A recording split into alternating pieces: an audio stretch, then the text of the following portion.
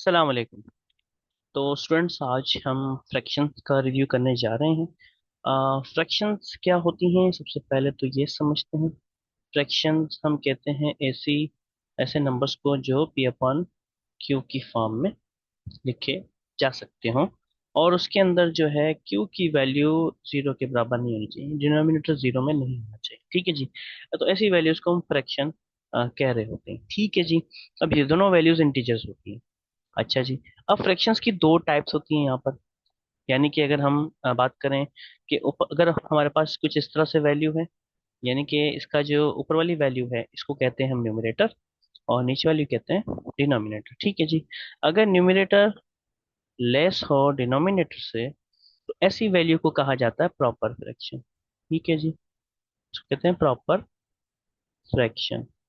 ऐसे ही अगर हम इसका चेंज कर दें, यानी कि इस तरीके से लिखें, अब जो न्यूमरेटर की वैल्यू है वो ग्रेटर होगी डिनोमिनेटर से, तो ऐसे नंबर को हम कहते हैं इम्प्रॉपर फ्रैक्शन। ठीक है जी, इम्प्रॉपर फ्रैक्शन। तो इस तरह से हमारे पास जो है दो तरह की फ्रैक्शंस हो जाती हैं, प्रॉपर एंड इम्प्रॉपर। ठीक है जी। अब इम्प्रॉपर फ्रैक्शन को हम मिक्स्ड फॉर्म में लिख सकते हैं। ठीक है जी। कैसे? फॉर एग्जाम्पल, हमारे पास ये 3/2 है, तो अगर मैं इसको डिवाइड करता हूँ 2 के साथ, यानी कि हमारे पास ये होगा 2 1 2, तो आंसर आएगा 1। यानी कि ये रिमाइंडर आएगा 1, ये रिमाइंडर है, ये क्वेश्चन कहलाता है, और ये आपका डिवाइजर। तो हम इसको जो है इस तरीके से भी लिख सकते हैं, यानी कि वन होल। ठीक है जी। One whole 1/2। ठीक है जी, वन होल 1/2। तो इस तरीके से हम जो है इम्प्रॉपर फ्रैक्शन को इस तरीके से लिख सकते हैं। अब इसको सॉल्व करने का तरीका ये होता है कि अगर आप इसको दोबारा से ये मालूम करना चाहते हैं, तो इसको यहाँ से यहाँ मल्टीप्लाई करें, यानी कि 2 1 2, उसके +1 कर दें, तो ये हो जाएगा 3/2 दोबारा से। तो इस तरीके से हम जो है प्रॉपर फ्रैक्शंस को, इम्प्रॉपर फ्रैक्शंस को लिखते हैं मिक्स फ्रैक्शन के अंदर। ठीक है जी। तो आइए इसके रिलेटेड कुछ क्वेश्चंस करते हैं। अब हमारे पास ये है कि इसको मल्टीप्लाई करना है, 4/11 को मल्टीप्लाई करना है 2 के साथ।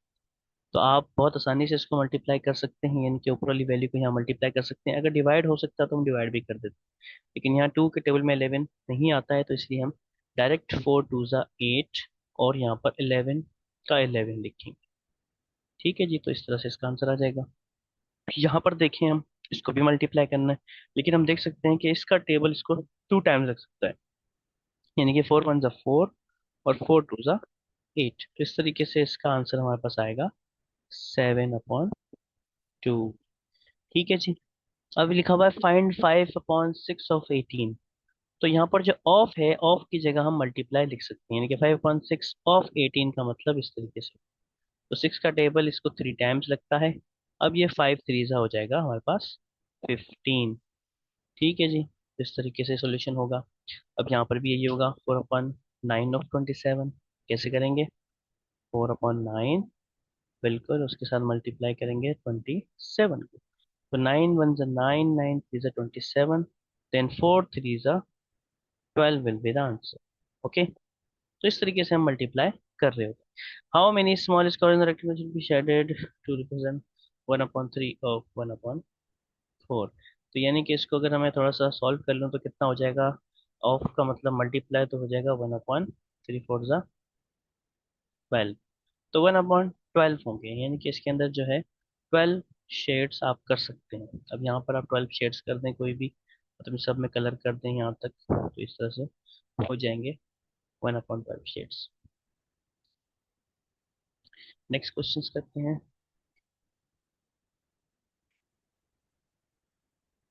यहाँ पर भी ऑफ है, यानी कि हम इसको मल्टीप्लाई कंसिडर कर सकते हैं। तो यानी कि इसका आंसर करने के लिए हमें इसको एक बार मल्टीप्लाई के साइन के साथ लिखना होगा।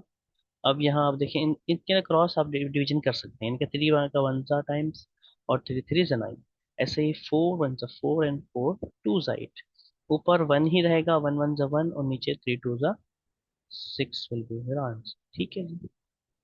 सेम यहाँ पर है, लेकिन यहाँ क्रॉस मल्टीप्लिकेशन या डिवीजन डिवीजन नहीं हो सकती है, तो हम डायरेक्ट सामने मल्टीप्लाई कर देंगे। 5 2 10 और 3 6 18। अब ये सिंप्लीफाई हो सकते हैं, यानी कि इसको 2 का टेबल 5 बार, इसको 2 का टेबल 9 बार, तो यानी कि हमारे पास आंसर आएगा 5/9। ठीक है जी। Find the common factors of 9 and 18। तो 9 और 18 के कॉमन फैक्टर्स मालूम करने हैं। तो ये फैक्टर का सवाल हमारा फ्रैक्शन से रिलेटेड नहीं है, तो हम इसको रहने देते हैं। नेक्स्ट वीडियोस में हम इंशाल्लाह फैक्टर्स को देखेंगे। Right 3/4/5 as a improper fraction. इसको हमने इम्प्रॉपर फ्रैक्शन में लिखना है क्योंकि मिक्स फ्रैक्शन में है ना। तो अब इसको कन्वर्ट करने के लिए मैंने आपको बताया था कि हम इसको इस तरह की फॉर्म में लिख सकते हैं। और उसके बाद जो है आपने इसको सॉल्व करना है किस तरीके से कि भाई 5 को 3 टाइम्स से मल्टीप्लाई कर देंगे, 5 3 ज़ा 15, 4 इसमें ऐड हो जाएगा और नीचे वाला 5 सेम आएगा। यानी कि ये हो जाएगा 15 + 4 और नीचे आएगा 5, यानी कि 19/5 इसका करेक्ट आंसर होगा। ये एक इम्प्रॉपर फ्रैक्शन है। इसको भी आप मिक्स फॉर्म में लिख सकते हैं। इसको आपको डिवाइड करना पड़ेगा। 39 को डिवाइड करें 8 से, तो 8 4 ज़ा 32 होता है। रिमाइंडर में कितना आएगा जी? 7। ठीक है जी। तो यानी कि हम लिखेंगे इधर 4 होल 7/8। ठीक है जी। दोबारा से इसको सॉल्व करेंगे तो यही नंबर आपके पास दोबारा से आ जाए। ठीक है जी। अभी मल्टीप्लाई करना है इसको। मल्टीप्लाई करने के लिए आप इसको किस तरह से करेंगे? सबसे पहले तो उसको मिक्स फ्रैक्शन से कन्वर्ट कर लें। 3 2 ज़ा 6 + 1 7/2 हो जाएगा। मल्टीप्लाई में लिखेंगे 3 ज़ा 9 + 1 10/3 हो जाएगा। ठीक है जी।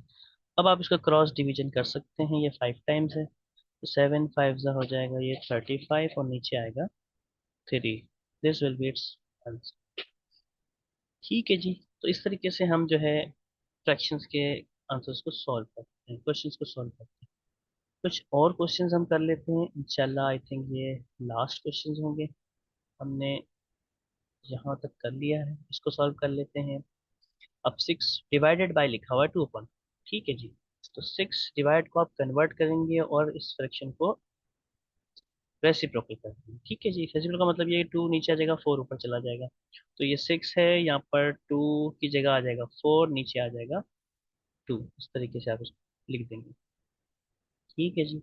अब 2 का टेबल 1 टाइम, 2 का टेबल 2 टाइम, तो 6 2 आएगा आपके पास 12 आंसर। सेम यहाँ पर करेंगे आप। कैसे? 1/5। इसको उल्टा करने का मतलब ये है कि यहाँ नीचे 1 कंसिडर करेंगे तो हो जाएगा 1/3। ठीक है जी। 4 1 ज़ा 4, 5 3 ज़ा 15, 4/15 विल बी द आंसर। ठीक है जी। अब इसको सॉल्व करेंगे हम। Same 5/3 multiply 7/15। 5 1 ज़ा 5, 5 3 ज़ा 15। नाउ 1 to 1 multiplication, 7 1 ज़ा 7 and 3 3 ज़ा 9 will be the answer. Okay. अब इसको देख रहे हैं सेम होगा किस तरीके से डिवाइड कन्वर्जन। ये हो जाएगा 9 नीचे। ठीक है जी। अब 2 1 ज़ा 2, 2 5 ज़ा 10, तो विल आपका आंसर हो जाएगा 5.9। इसी तरीके से ये सवाल होगा। हम इस फ्रैक्शन को कन्वर्ट कर लेंगे पहले के प्रॉपर में। 4 + 1 5, 5/2 हो जाएगा। डिवाइड खत्म 7 आ जाएगा। फिर 5 7 ज़ा 35/2 will be the answer. Okay. Same question, same process. 5 1 ज़ा 5 + 6, 6/5। डिवाइड को मल्टीप्लाई में 2 to the 4 + 1 हो जाएगा 5/2, यानी कि लिख देंगे इसको 2/5। तो इस तरीके से ये जो है आपके पास आएगा 6 2 ज़ा 12 एंड 5 5 ज़ा 25। ठीक है जी। और इसके कुछ क्वेश्चंस हैं वो भी सॉल्व कर लेते हैं ताकि हमारे पास कोई कंफ्यूजन बाकी ना रहे कि किस तरह के सवाल इसमें और हो सकते हैं। तो हम इसके कुछ वर्ड प्रॉब्लम्स भी कर लेते हैं। अब इसके अंदर देखें, Joy needs 1 whole 3/4 cups of flour for a batch of. ठीक है जी। इसे चाहिए कितने कप चाहिए ताकि वो एक कुकीज का बैच बना सके। तो अगर आपके इसके पास 10 कप हो तो कितने वो बैच बना सकता है? तो यानी कि आपको पता चला कि आपने जो है 10 को इससे डिवाइड कर, यानी कि एक बैच के लिए इतना चाहिए। तो 10 कप अगर हों तो उसके कितने बैच बने? ठीक है जी। तो इसका मतलब ये है कि हम 10 को डिवाइड करेंगे एक कुकी के कप से। ठीक है जिस तरह, तो हमारे पास ये आंसर थोड़ा सा चेंज हो जाएगा। 4 4 + 3 7/4। यहाँ पर आपका 2 का टेबल 2 टाइम्स फाइव टाइम्स, तो 5 7 35 और नीचे आ जाएगा 2। तो इतने बेच बना सकता है। ठीक है जी। Patrick's mixed 1/3 can of yellow paint with 3/4 of can with white paint. How much he did he mix? ठीक है जी, इसका मतलब कितना मिक्स किया टोटल, इसको हम कर लेते हैं इस तरीके से ऐड। तो इन दोनों का टोटल हमें मिक्स मिल जाएगा, कितना ऐड मिक्स किया। तो हम इसको यहाँ पर लिखेंगे, किस तरीके से लिखें, 3 + 6 + 1 7/3। तो यहाँ पर हो जाएगा 3/4। तो यहाँ पर हो जाएगा, एडिशन करने के लिए क्रॉस मल्टीप्लिकेशन हम करते हैं, ये आपको याद होगा, यानी कि 3 को 4 से मल्टीप्लाई कर देंगे, ये वाला 4 वहाँ 7 से मल्टीप्लाई हो जाएगा, और ये 3 3 से मल्टीप्लाई हो जाएगा। ठीक है जी। तो इस तरीके से हम फ्रैक्शन को ऐड करते हैं। तो 7 4 = 28 हो जाएगा, 3 3 9, और 3 4 12 हो जाएगा, यानी कि इसको प्लस करेंगे तो ये हो जाएगा 37/12 will be our total answer. ठीक है, जितना मिक्सचर इसने मिक्स किया है। How many 4/5 cup servings are in 12 cups of fruit? यानी कि वो कह रहा है कि 12 कप में से 4/5 कप कितने हैं, तो हम लिखेंगे 4/5 ऑफ 12।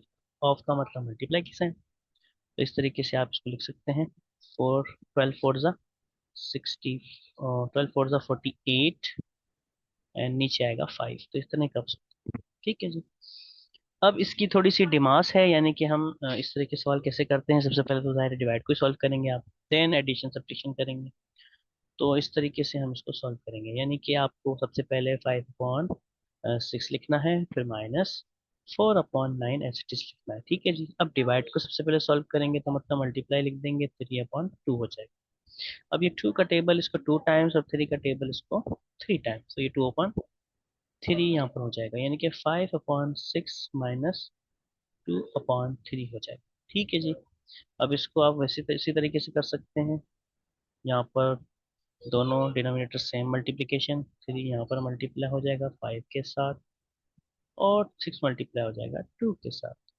तो यानी कि हमारे पास होगा 5 3 = 15 -12/18, तो इट विल बी 3/18। इसको और सिंप्लीफाई कर देंगे तो हो जाएगा 1/6। ठीक है जी। लास्ट क्वेश्चन है, इसे भी कर लेते हैं। सेम तरीका है हमारे पास। इसके अंदर आपके पास जो है 4 का टेबल यहाँ पर 2 टाइम लग जाएगा, यानी कि 3 2 = 6, और नीचे आ जाएगा 5 1 = 5। यहाँ पर भी उसी तरीके से हम करेंगे इसकी एडिशन। 3 × 5 होगा, 5 × 2 होगा, और यहाँ पर 6 × 3 होगा, यानी कि हम कर देंगे इसको 10 +18/15, तो हो जाएगा 28/15। यहाँ कोई सेम टेबल डिवाइड नहीं करता, इसलिए हमारे पास ये आंसर है। ठीक है जी। तो स्टूडेंट्स, आज हमने देखा कि किस तरीके से हम फ्रैक्शंस के सवालों को सॉल्व करते हैं। फ्रैक्शंस आपके पास दो टाइप की हो गई, प्रॉपर एंड प्रॉपर। ठीक है जी। और उसके हमने एडिशन सब्ट्रैक्शन भी देखा। तो आज के लिए इतना ही, इंशाल्लाह नेक्स्ट वीडियो में हम नए टॉपिक के साथ हाजिर होंगे। तो तब तक के लिए टेक केयर, अल्लाह हाफिज़।